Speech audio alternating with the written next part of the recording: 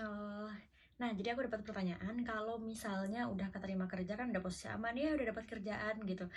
Aku bisa melakukan segala yang aku mau. Udah langsung ngambil cicilan pertama, udah ngambil cicilan ini dan itu. Oke, jadi aku kasih tahu ya, teman-teman yang sekarang baru saja keterima kerja itu belum berada di posisi aman.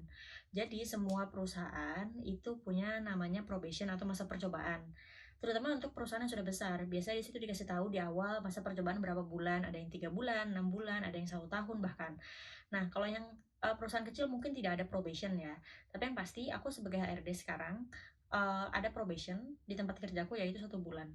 Jadi kalau misalnya selama 1 bulan itu dilihat tuh dia memenuhi syarat bisa lah kiranya bekerja di perusahaan ini, maka dia akan dilanjutkan kontraknya. Tapi kalau misalnya enggak, ya oke, dia nggak bisa dilanjutkan kontraknya. So, jadi apa sih yang jadi bahan pertimbangan ketika kamu mulai bekerja di probation itu? Kalau menurutku ini berbeda-beda tergantung perusahaannya. Tapi kalau di tempatku, yang mempengaruhi itu yang pertama adalah culture fit. Jadi misalnya kamu oke, kamu pintar, CV-mu oke banget, terus udah itu ketika tes, seleksi, psikotes, dan lain sebagainya bagus, oke, akhirnya keterima lah di perusahaan tersebut. Tapi kira-kira setelah kamu masuk ke perusahaan ini, bisa nggak ya bertahan dengan culture di perusahaan tersebut? Karena setiap perusahaan pasti punya culture-nya yang itu dibentuk oleh orang-orang yang bekerja di situ. Terus udah itu sepak terjang perusahaannya. Misalnya dia perusahaannya di bidang apa dan dia sudah berkembang seperti apa. Nah, pengalaman histori dari perusahaan ini itu akan membentuk culture perusahaannya. Nah, ketika kamu masuk ke suatu perusahaan tersebut, kamu harus bisa beradaptasi dengan culture-nya. Jadi banyak yang dia sudah ikut dia sudah keterima terus udah itu masuk probation atau masa percobaan dan dia oke kerjanya bagus tapi ternyata tidak bisa menyesuaikan dengan culture perusahaan. Nah, itu juga bisa jadi bahan pertimbangan kenapa seseorang yang sudah masuk de, udah masuk keterima kerja, masuk probation tapi nggak bisa dilanjutkan jadi karyawan tetap. Cuma kontrak probation, habis itu setelah masa probation berakhir ya oke, dia harus pulang, nggak bisa lanjut bekerja di situ lagi. Yang pertama itu culture perusahaan, kedua kinerja, ini pasti banget kinerja. Kenapa? Sederhananya gini ya, jadi kalau misalnya kinerjamu tidak sebaik yang diharapkan atau mungkin di masa probation ini ada seorang yang kinerjanya lebih baik, maka kamu akan dipertimbangkan untuk tidak lanjut di bekerja jadi karyawan tetap di perusahaan tersebut. Kenapa? Karena kinerja paling penting sih. Oke, misalnya dia culture fit-nya udah cocok, tapi kinerjanya nggak terlalu bagus, misalnya juga nggak terlalu cepat. Sementara perusahaan tersebut adalah perusahaan yang kinerjanya cepet gitu antar satu step ke step yang lain. Nah, kalau kamu nggak bisa menyesuaikan dengan kecepatan kinerjanya itu dan kamu terlambat, wah sulit banget ini.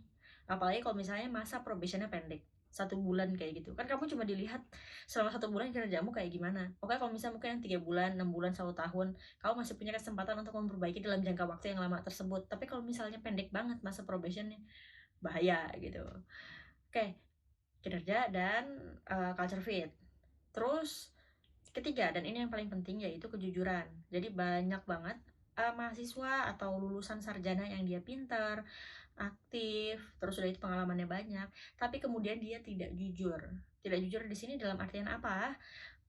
Bisa jadi ketika dia dikasih suatu pekerjaan tertentu, dia tidak menyelesaikannya sesuai dengan yang tugasnya dia.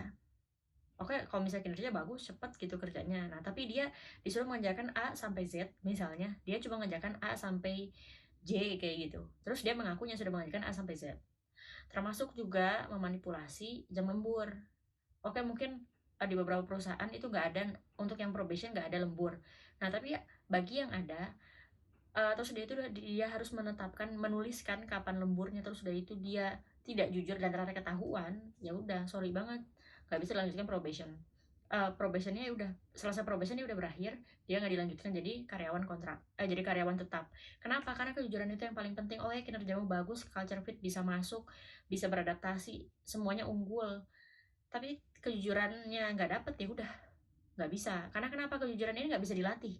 Kalau misalnya masalah skill, menyesuaikan adaptasi sama culture fit, kinerjanya yang kurang bagus, itu masih bisa dilatih, masih ada pelatihan, masih bisa ikut training ini dan itu, masih bisa diajarin. Mungkin dia kalau misalnya jam terbang lebih tinggi, dia akan lebih bisa menyesuaikan diri. Tapi kalau misalnya masalah kejujuran udah nggak bisa. Jadi benar-benar bagi teman-teman yang berada di probation, dan bukan cuma di probation sih, setelah jadi karyawan tetap pun pastikan untuk selalu menjaga kejujuran. Dan ini nggak cuma berlaku di tempat kerja, tapi juga dalam kehidupan sehari-hari.